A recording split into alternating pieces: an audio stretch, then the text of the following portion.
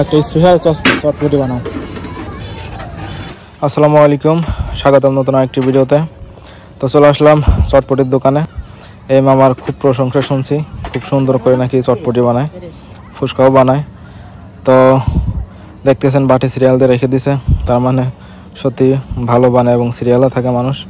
তো আমি একটা অর্ডার দিলাম, বললাম যে স্পেশাল করে সুন্দর করে বানাই দিতে, যেহেতু রিভিউ করতেছি। তো দেখি মামার প্রশংসা যেরকম, চটপটির স্বাদও কি সেরকম হয় না কম বেশি হয়। তো অনেক ধরনের মশলা দিচ্ছে, এটা সবারই দেয়।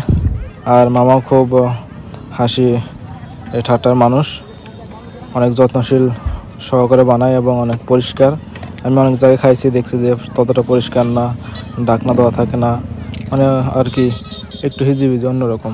কিন্তু এইখানে এই মামার সব কিছু একদম পরিষ্কার পরিচ্ছন্ন।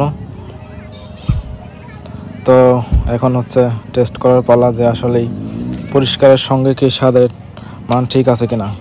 তো একটা নিলাম, আর দাম হচ্ছে 30 টাকা 40 টাকা, 30 টাকা 40 টাকা দুটো আছে। আবার যদি কেউ 20 টাকা থাকে তাহলে 20 টাকারও দেয়, কিন্তু মূলত বিক্রি করা হচ্ছে 30 টাকা আর 40 টাকার। তো আমরা 30 টাকা নিয়েছি, 30 টাকায় ফুল বাটি দিছে।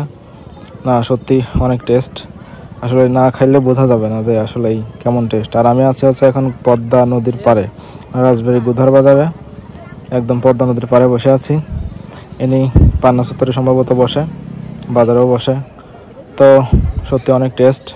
আর এদিকে সন্ধ্যা লেগে গেছে, তো মোটামুটি ভালোই লাগছে।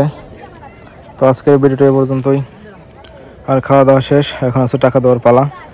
তো ভিডিওটি কেমন হলো কমেন্টে জানাবেন। আর আমার ফেসবুক পেজ থেকে যারা দেখতেছেন ফেসবুক পেজটি ফলো করে রাখবেন, আর ইউটিউব চ্যানেল থেকে যারা দেখতেছেন ইউটিউব চ্যানেলটি সাবস্ক্রাইব করে রাখবেন। তো সবাই ভালো থাকবেন, আল্লাহ হাফেজ।